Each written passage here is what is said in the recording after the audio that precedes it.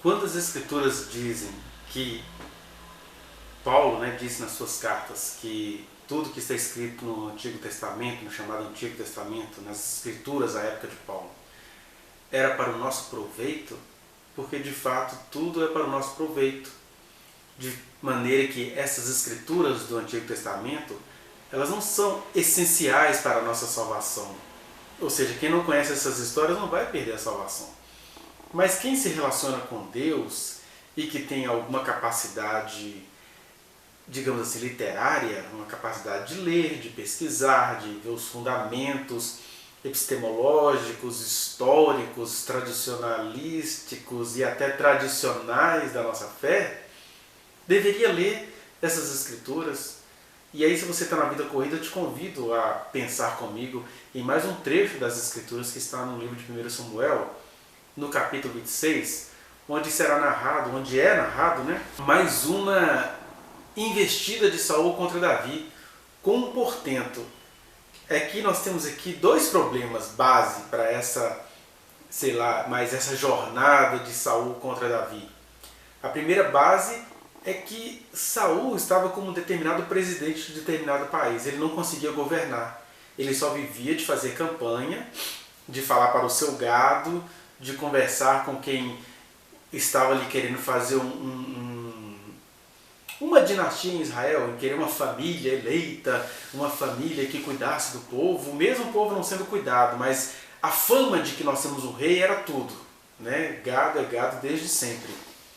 E aí Saul não governava, ele vivia para agradar esse povo, que era, em última análise, agradar a si mesmo, porque ele queria ser rei.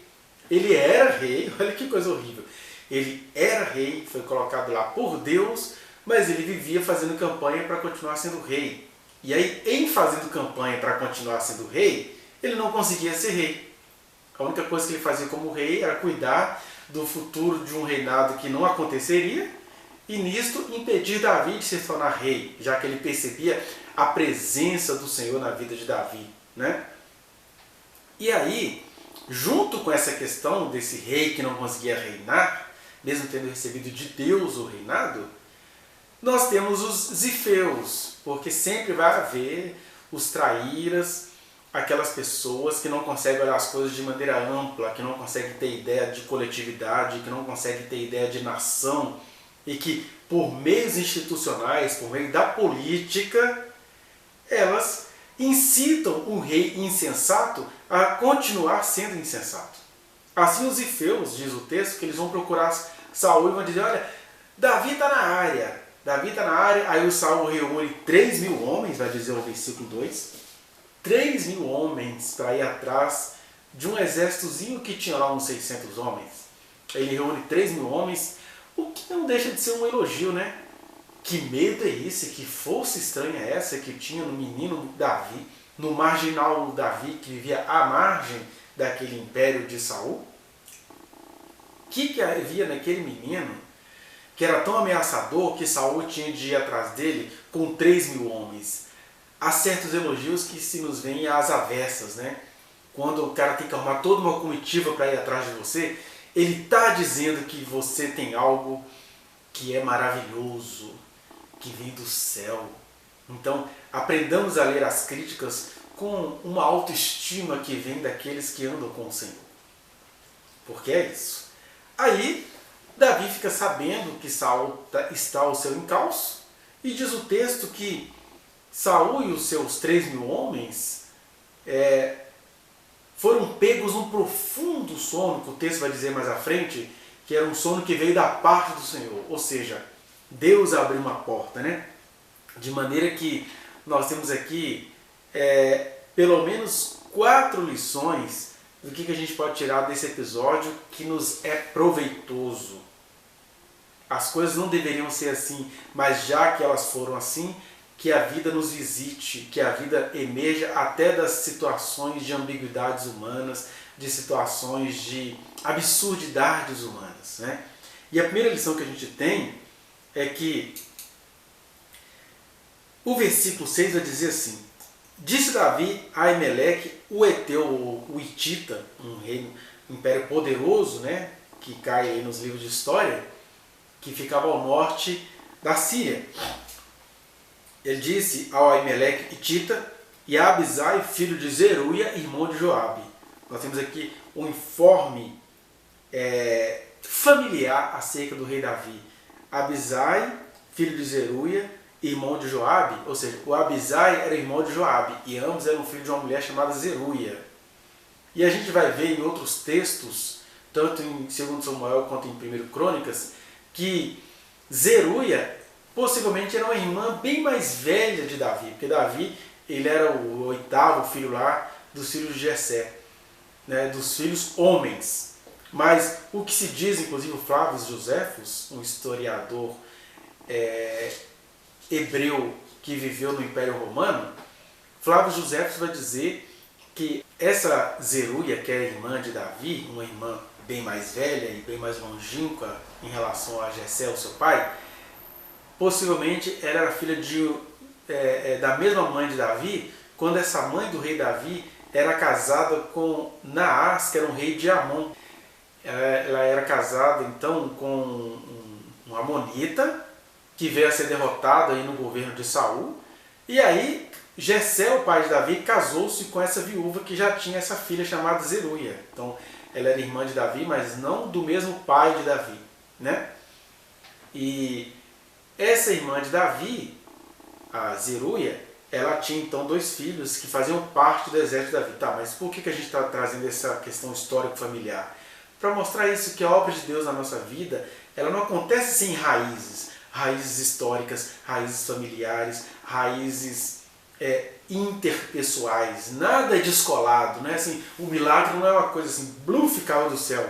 Tem todo o contexto geográfico, histórico, familiar, porque Deus nos fez humanos. E Deus não vai nos desvincular dos nossos vínculos familiares, ainda que sejam vínculos tensos, conforme Jesus falou, né?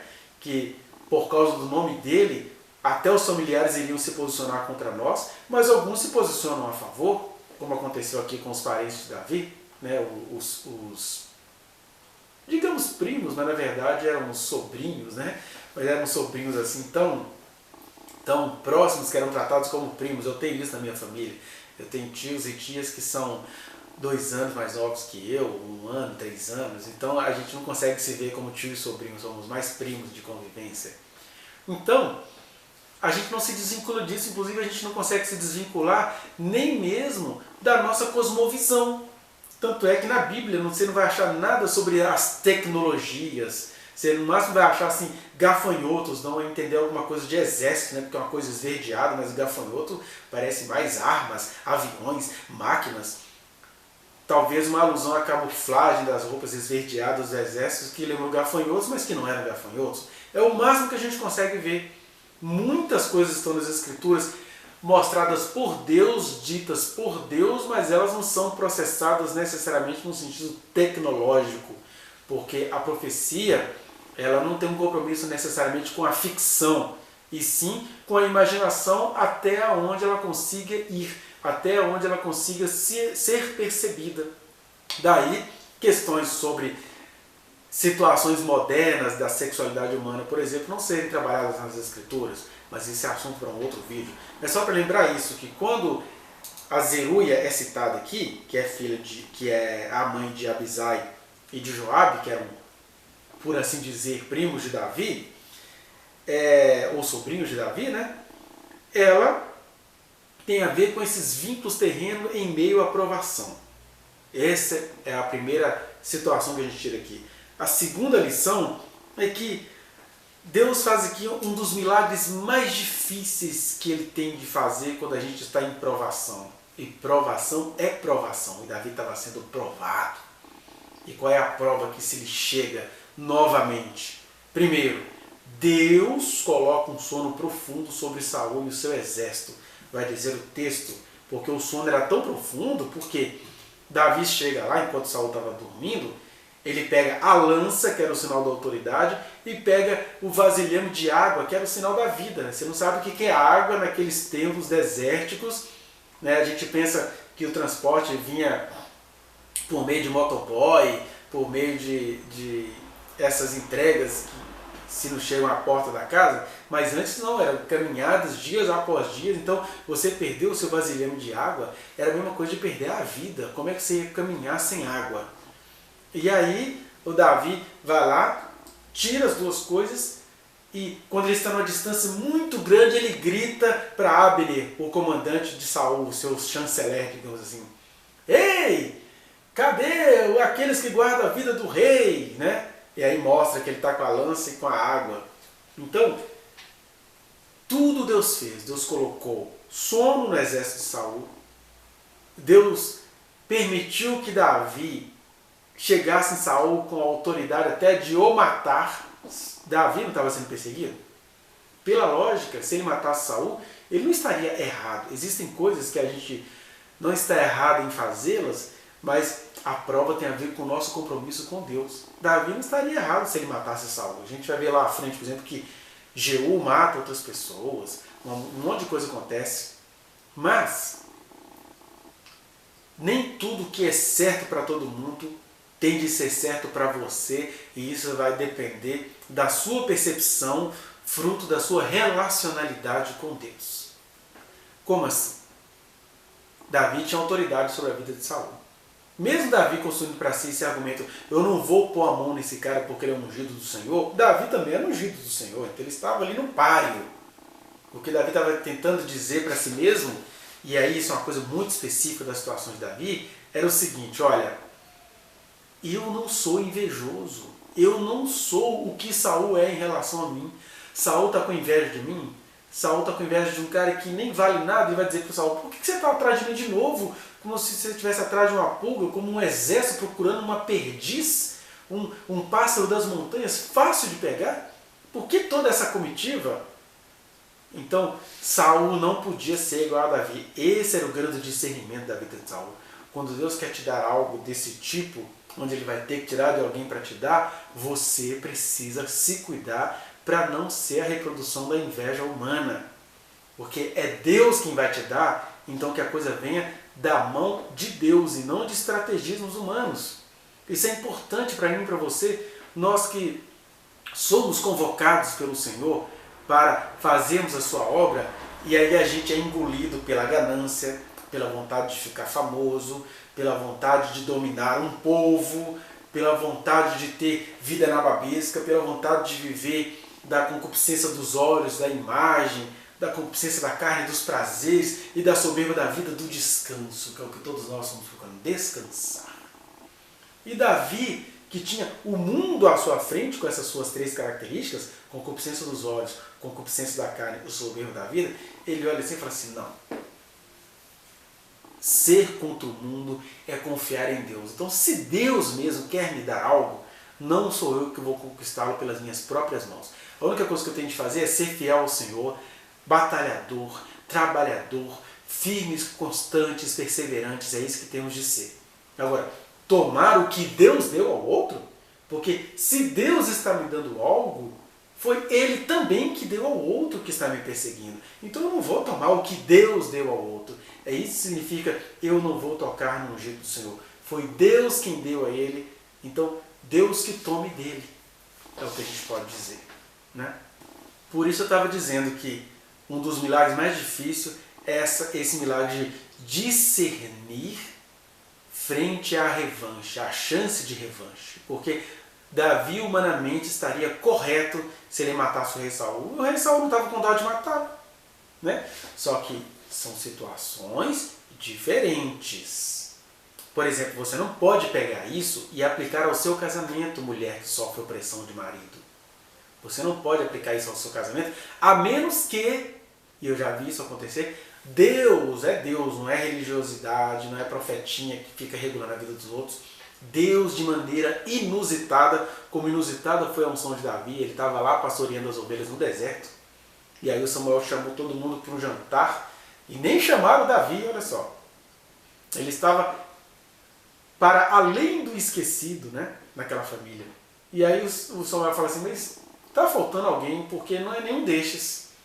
E aí quando manda chamar Davi, inusitadamente Deus o unge. Ou seja, tem um sinal de Deus aí, e ele teve este sinal para nunca atentar contra a vida de Saul, que ele também sabia que era ungido do Senhor. Agora, a gente trazer isso para as nossas relações pessoais como desculpa para as nossas covardias, não. Você tem um Senhor, estou dizendo para uma pessoa ou uma mulher que está em situação de abuso, você tem um Senhor que é o Senhor Jeová, o Deus dos exércitos, o Deus eterno. Se Ele não apareceu para você dizendo que é para você suportar isso, Ele já deu outras saídas para você, e aí você precisa clamar a Ele, dizer: Senhor, eu gosto demais desse homem, mas esse homem está me matando, está torturando meus animais, está sendo covarde com os meus filhos, é para eu ficar nisso mesmo? Senhor, vem comigo à delegacia, Senhor, vem comigo à queixa, e o Senhor vai te socorrer. Então, não pegue essa situação tão específica quanto a de Davi para semear covardia às pessoas, né? Quantas mulheres arrebentadas com homens, né? Existem coisas que elas são tortas desde o começo, mas a gente só as percebe depois, né? Às vezes eu fico vendo aí jovenzinhas de 14, 15, 16 anos casando-se com homens cristãos com 27, 35, 42 anos, que não estão vivendo no tempo de José, pai de Jesus, o pai terreno de Jesus. Estão vivendo no século XX, onde nós deveríamos ser elaborados. Todo homem maior de idade deveria se perguntar: o que me faz me interessar por essa menina tão menor de idade? Que insegurança é essa? É uma pergunta que macho tem que aprender a fazer. Né? Porque existe aí um explorador, e aí às vezes a menina vai descobrir isso depois, com anos de casada, que ela está ali debaixo de um autoritarismo de um macho. E aí, isto que Davi fez com Saul não serve para você. O que serve para você é Mateus 23. Ninguém vai ser seu Senhor, a não ser o Senhor dos céus. Mas isso também é assunto para outro vídeo. Vamos à terceira lição. Então a primeira lição é que Deus, Ele não nos desvincula das nossas questões temporárias e familiares. Segunda lição, o milagre mais difícil é o de ter, um dos milagres mais difíceis, é o de ter de discernir frente à nossa chance justa de revanche. Terceira missão ou lição é que submissão à autoridade não significa ausência de denúncia e de posicionamento. Viu? É ser submisso à autoridade, mas é ser submisso à autoridade mostrando quem é a autoridade sobre vocês dois. Porque olha o que nós temos aqui do 14, versículo 14 do capítulo 26 até o versículo 25. Quando Davi então pega a lança, né, símbolo de autoridade, e a água, símbolo da vida, e vai para longe e faz o sinal, olha o que ele vai dizer. Ele brada, né? Versículo 14 diz assim: bradou ao povo e a Abner. Você já viu um discurso evangelístico. Bradou ao povo e a Abner, filho de Ner, dizendo: não respondes, Abner. Então Abner acudiu e disse: quem és tu que bradas ao rei? Então disse Davi a Abner: porventura não és homem? E quem há em Israel como tu? Porque, pois, não guardaste o rei teu senhor? Porque veio um do povo para destruir o rei teu senhor? Não é bom isso que fizeste.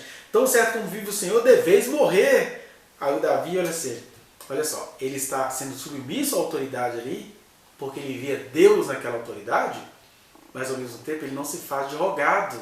É submissão à autoridade, mas é submissão com consciência. Dizer: olha, eu reconheço a sua autoridade, mas também reconheço que você está desprotegido e que eu tive chance de te matar. Por isso que eu reconheço que a minha submissão, no final das contas, é a autoridade do Senhor sobre nós. Né? E aí ele faz essa coisa artística de confrontar o Abner. E o texto até vai ser reticente, não diz como é que Abner reagiu, né? Que falou: você é digno de morrer. Então reconheceu Saul a voz de Davi e disse: não é a tua voz, meu filho Davi, como sempre, né? Respondeu Davi: sim, a mim, ó rei, meu senhor. Disse mais: por que persegue meu senhor assim seu servo? Pois que fiz eu e que maldade se acha nas minhas mãos? Ouve, pois, agora te rogo, ó rei, meu senhor, as palavras de teu servo. Se é o Senhor que te incita contra mim, porque ser submisso à autoridade não é perder a percepção tenaz de quem é que está certo e quem é que está errado nessa situação. Então Davi lança a pergunta retórica: é Deus quem incita você contra mim? Né? Se é o Senhor que te incita contra mim, aceite ele a oferta de manjar, ou seja, eu vou fazer o meu conserto diante dele. Porém, se são os filhos dos homens, no caso eram os Ifeus, malditos sejam perante o Senhor, pois eles me expulsaram hoje para que eu não tenha parte na herança do Senhor, como que dizendo: vai, serve outros deuses. Agora, pois, não se derrame meu sangue longe desta terra do Senhor, pois saiu o rei de Israel em busca de uma pulga, como quem persegue uma perdiz nos montes. Então disse Saul: pequei, volta, filho Davi. E aí a gente parte para a nossa quarta e última lição, que tem a ver com o quê? Que mesmo o Saul reconhecendo o caráter de Davi, o mal é toda alternativa abstrata, conceitual, diferente de Deus. Ou seja, o diabo não é o autor do mal. O diabo é também escravo do mal. Deus é amor. Qualquer alternativa abstrata, conceitual, fora de Deus, é mal e tem o poder de nos dominar e domina sobretudo Satanás, o inimigo das nossas almas. Mas ele, que é muito poderoso, ele não é todo poderoso, ele é escravo do mal que o habita, ele é escravo do mal que ele cultivou, e aí ele está numa outra categoria, Deus é que sabe o que vai fazer com ele. Quanto a nós humanos mortais, a gente fica viciado no mal. E aí Davi sabia disso, porque o Saul vai confessar aqui, ó. Olha só. Pequei, ele confessa o pecado. Pequei, volta, meu filho Davi, pois não tornarei a fazer-te mal, porque hoje foi preciosa a minha vida aos teus olhos. Eis que tenho procedido como um louco e errado excessivamente. Ele confessa que é o mal dele. Ele confessa, inclusive, que ele não consegue deixar de ser assim. E Davi já entendeu isso. Ó, esse cara está todo enlameado pelo mal e ele não sabe viver fora disso. E Deus vai dar algum livramento. Não sei como é que vai ser. Agora, ele continua lá, no finalzinho do capítulo.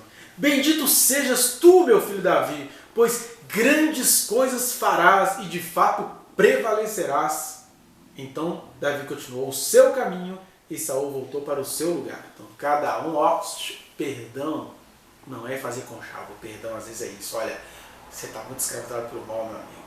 Primeiro você confessa o seu pecado, pequei. Segundo, você até profetiza, de fato farás grandes obras e prevalecerás. Que é um profetizar amargurado, né? Quando você fala assim, puxa, ele vai para frente, pô, eu vou matar esse desgraça, eu sei que esse cara vai para frente, mas eu vou atrapalhar até onde eu puder.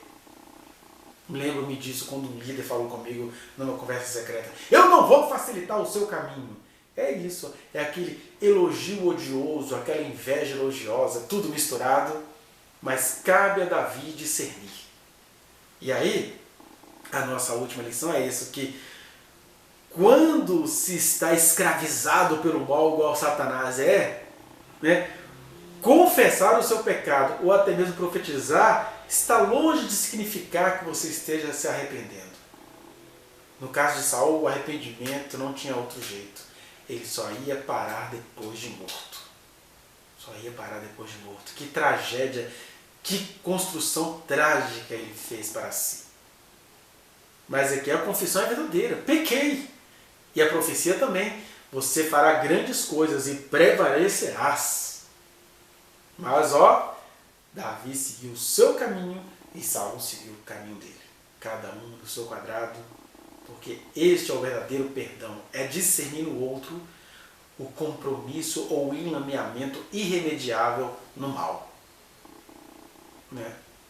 Não existe aliança. Existem certas divisões para as quais não há solução. A solução é o reconhecimento da divisão. É isso que a gente aprende aqui. Agora, Davi tinha convicção disso, porque ele vai dizer para Joabe e Abisai, né, ele vai dizer assim, olha, tão certo como vive o Senhor, no versículo 10, este, o Senhor, o ferirá, ou seu dia chegará em que morra, ou em que descendo a batalha seja morto. Ou seja, Deus é que vai tomar providências em relação a isso. Não é que você está desejando mal à pessoa, é quando você vê o mal inevitável. É horrível isso, sabe, gente? Eu fico muito preocupado, por exemplo, quando eu vejo algumas pessoas elogiando o mal. Não tem como fugir, nós estamos num momento que a gente precisa falar deste governo. Aí eu vejo crentes achando bonito as coisas erradas que o presidente Bolsonaro faz, justificando o erro. E eu olho para aquilo, meu coração parte, fica, meu Deus, o Senhor vai acabar recolhendo essa pessoa.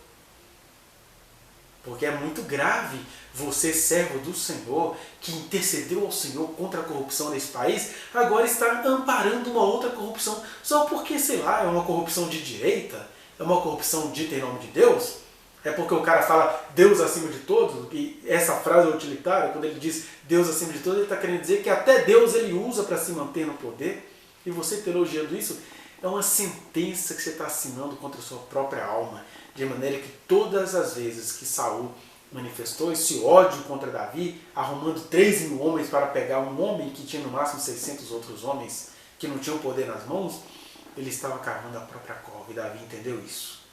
Mas Davi discerniu, quem vai dar um jeito nisso é o Senhor. Mas eu digo a você, não construa essa sentença para você. Não elogie a perversidade feita em nome de Deus, porque a escravização do mal é uma coisa terrível, ainda mais quando esse mal vai vindo acompanhado de muitos orgasmos políticos e ideológicos. Saia disso no nome de Jesus. Saia desse amor abusivo. Saia dessa política abusiva. Vamos todo mundo nos reconciliarmos com o Senhor, como Davi fez, para que Ele dê um jeito, mas que a gente se manifeste como Davi se manifestou. Olha, eu não vou dar jeito nisso não, mas eu vou me manifestar no nome do Senhor, que esta é a verdadeira submissão às autoridades. E aí depois leia mais 1 Samuel capítulo 26 e pode aí depois me procurar no privado, nas minhas redes sociais que estão aí, para a gente conversar mais sobre isso. Que o Senhor te abençoe.